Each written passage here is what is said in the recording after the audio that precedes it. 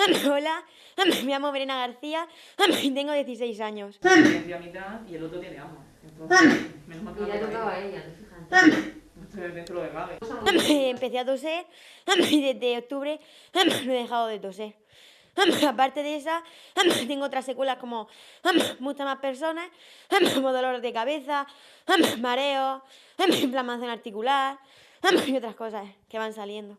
Para ver que si lo había perdido o no. Y es que me acuerdo que lo perdí de un momento para otro, así. No, esa era una monja que daba inglés, pero esa se jubiló. Hora. Pero sí. Mi vida ha cambiado completamente. Poder ir al cine, salir con mis amigas, ir a comer, pasarme el día en casa, no puedo ir a clase, solamente me conecto online. Y sobre todo, ya no puedo hacer todo lo que me gustaría hacer. Dime, dime. Así que le tocaba bailar baja abajo. Claro, ahora no es igual que antes. Estábamos todos, ahora el gimnasio va porque se conectaron aparte en mi ordenador.